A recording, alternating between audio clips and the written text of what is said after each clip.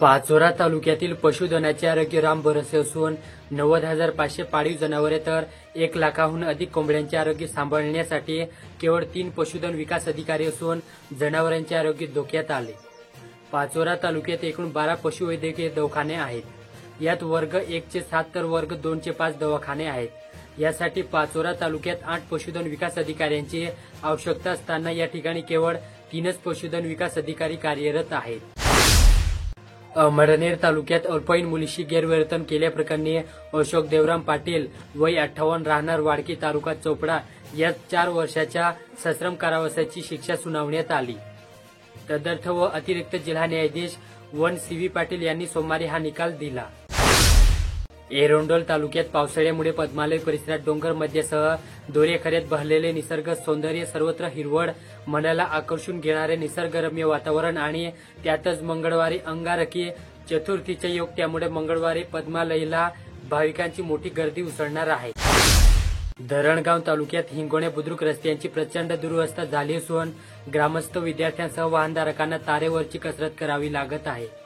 या मार्गावर मोठमोठे खड्डे पडले आहेत, रस्ता उखडलेला आहे, तातडीने दुरुस्ती करण्यात यावी अशी मागणी वाहनधारकांकडून होत आहे।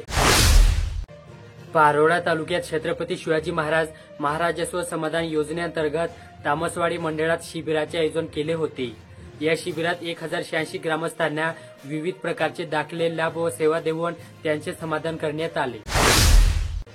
केंद्र शासनाने देशभरातील शेतकऱ्यांसाठी फार्मर युनिक आयडी देण्याची योजना सुरू केली। गावोगावी शेतकऱ्यांनी नोंदणी करून ही, मात्र संकेतस्थळावर तांत्रिक अडचणीमुळे आजही अनेक शेतकऱ्यांचे नाव सातबाऱ्यावर असूनही त्यांना फार्मर आयडी मिळत नाही। त्यामुळे अनेक शेतकऱ्यांवर कृषी विभागाच्या योजनेपासून वंचित राहण्याची वेळ आली। पाचोरा तालुक्यात विद्यार्थ्यांनी मोबाईलचा वापर शक्य तितका टाळावा आणि सोशल मीडियापासून दूर राहावे, जेणेकरून अप्रवृत्तीवर आळा बसेल आणि गुणवत्तेवर भर दिला जाईल, असे आवाहन पाचोऱ्याचे पोलीस निरीक्षक राहुल कुमार पवार यांनी एमएमएम कनिष्ठ महाविद्यालयात विद्यार्थ्यांना मार्गदर्शन करताना व्यक्त केले।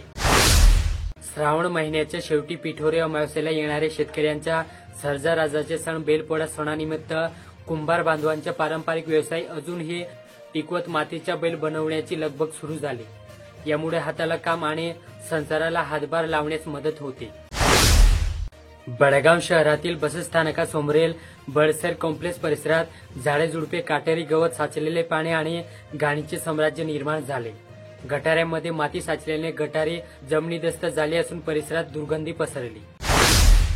गेल्या 20 दिवसांपासून अमळनेर तालुक्यातील शिरूर, जानवे शिवारासह काही भागात एकही थेंब पावसाच्या न झाल्याने खरीप हंगामावर मोठे संकट कोसळले। शिरूर ते जानवे परिसरातील शेतकऱ्यांमध्ये मका, मूग, सोयाबीन, कापूस, उडीद, बाजरी, ज्वारी यासारखी पिके पाण्याअभावी करपू लागली। सुमारे 70% पिके वाया गेली असल्याचा अंदाज शेतकऱ्यांनी व्यक्त केला। शेत शिवारात उभ्या पिकांची वाढ थांबली असून पाने पिवळी पडत आहेत। यंदाच्या श्रावण महिन्यात जामनेर तालुक्यातील शेतकऱ्यांसाठी दुःख आणि निराशा घेऊन आला। पावसाच्या प्रतीक्षेत असलेली खरीप पिके कमजोर चालली असून जमिनीतील ओल निघून गेल्यामुळे कपाशी, मूग, तूर, मका, बाजरी, ज्वारी, उडीद यांची वाढ खुंटली। जळगाव जिल्ह्यात विश्व आदिवासी गौरव दिनानिमित्त जिल्ह्यातील शाळांमध्ये सांस्कृतिक कार्यक्रमासह वेशभूषा स्पर्धा घेण्यात आली। यातील यशस्वी विद्यार्थ्यांना मान्यवरांच्या हस्ते गौरवण्यात आले, तर अनेक ठिकाणी प्रतिमा पूजन करून अभिवादन केले।